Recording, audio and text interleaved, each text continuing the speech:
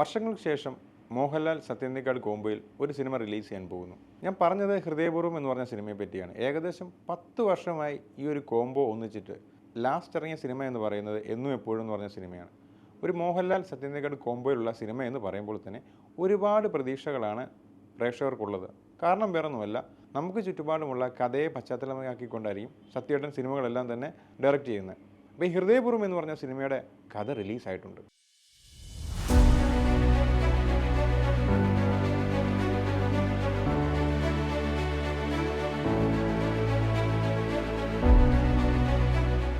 ഹൃദയപൂർവ്വം എന്ന് പറഞ്ഞ സിനിമയുടെ സെൻസറിങ് കഴിഞ്ഞിട്ടുണ്ട്. ക്ലീൻ യു സർട്ടിഫിക്കറ്റാണ് സിനിമയ്ക്ക് കിട്ടിയിരിക്കുന്നത്. സത്യനന്ദിക്കാട് സിനിമയാണല്ലോ, സ്വാഭാവികമായിട്ടും യു സർട്ടിഫിക്കറ്റാണ് കിട്ടുന്നത്. അങ്ങനെ വയലൻസിനൊന്നും അവിടെ പ്രാമുഖ്യമില്ല. അപ്പോൾ ഈ ഒരു സിനിമയുടെ പ്ലോട്ടിലേക്ക് വരികയാണെങ്കിൽ, സന്ദീപ് എന്ന് പറഞ്ഞ കഥാപാത്രത്തെയാണ് മോഹൻലാൽ അവതരിപ്പിക്കുന്നത്. ഒരു മധ്യവയസ്കനായ കഥാപാത്രം.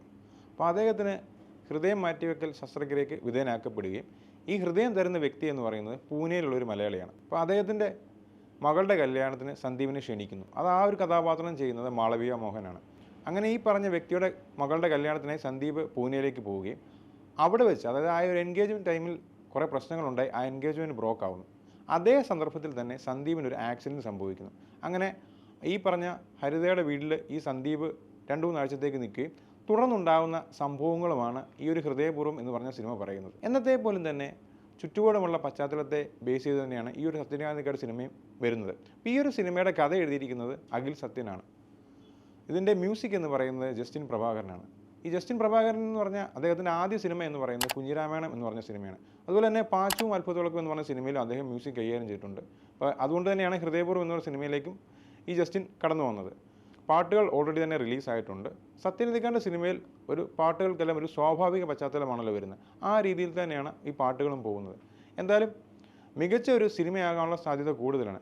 പല ഇൻ്റർവ്യൂവിലും ലാലേട്ടൻ തന്നെ പറയുകയുണ്ടായി, അതായത് ഈ ഒരു സിനിമ എന്ന് പറഞ്ഞാൽ സത്യേട്ടൻ്റെ ഒരു വെറൈറ്റി അറ്റംപ്റ്റ് ആയിരിക്കും. സാധാരണ സത്യൻ സിനിമകൾ എന്ന് പറഞ്ഞു കഴിഞ്ഞാൽ പാലക്കാട് പശ്ചാത്തലം ബേസ് ചെയ്താണ് പോകുന്നത്. ഇത് കംപ്ലീറ്റ്ലി പൂനെ ബേസ് ചെയ്താണ് സിനിമ മുന്നോട്ട് പോകുന്നത്. അതുപോലെ തന്നെ മോഹൻലാലിനെ എടുത്തു പറയുകയുണ്ടായി, മോഹൻലാൽ സംഗീത് പ്രതാപ് കോംബോ എന്ന് പറയുന്ന ഈ ഒരു സിനിമയിലെ ഇമ്പോർട്ടൻറ്റ് ഫാക്ടറാണ്. അതായത് പണ്ട് സത്യനന്ദിക്കാട് സിനിമകൾ നമുക്കറിയാമല്ലോ, മോഹൻലാൽ ജഗതി, മോഹൻലാൽ ഇന്നസെൻ്റ്, അങ്ങനെ കുറേ കോംബോകളുണ്ടല്ലോ. അതേപോലൊരു ഹാസ്യ രീതിയിൽ മുന്നോട്ട് പോകുന്ന കോംബോ ആയിരിക്കും. അതിന് ഏറ്റവും ഹൈലൈറ്റ് ആയി പോകുന്ന ഒരു കോംബോ ആയിരിക്കും ഈ മോഹൻലാൽ സംഗീത് കോംബോ എന്ന് പറയുന്നത്. അപ്പോൾ അതുകൊണ്ട് തന്നെ ഒരുപാട് പ്രതീക്ഷകളുണ്ട്. ഈ ഒരു ടീസറിൽ തന്നെ മനോഹരമായിട്ട് കാണിച്ചത്, ഗംഭീരമായിട്ട് കാണിച്ചിട്ടുണ്ട് ടീസറിൽ. ഈ ഒരു സിനിമയിൽ ഒരുപാട് കഥാപാത്രങ്ങളുണ്ട് കേട്ടോ. മീര ജാസ്മിൻ ഒരു കമിയോ റോൾ വരുന്നുണ്ട്. ഈവൻ ബേസിൽ ജോസഫ് പോലും ഈ ഒരു സിനിമയിൽ പ്രധാന കഥാപാത്രത്തെ കൈകാര്യം ചെയ്തിട്ടുണ്ട്. അതൊരു സെൻസറിങ്ങിന് ശേഷം നമ്മൾ ആ ഒരു ലിസ്റ്റ് എടുത്ത് നോക്കിയാൽ കഥാപാത്രങ്ങളുടെ പേരിൽ ഏതൊക്കെ അഭിനേതാക്കൾ ഉണ്ടെന്ന് വ്യക്തമായി കാണിക്കുന്നുണ്ട്. സത്യനന്ദിക്കാടിൻ്റെ മറ്റൊരു ഗംഭീര സിനിമയാകട്ടെ ഹൃദയപൂർവ്വം എന്ന് ആശംസിക്കുന്നു.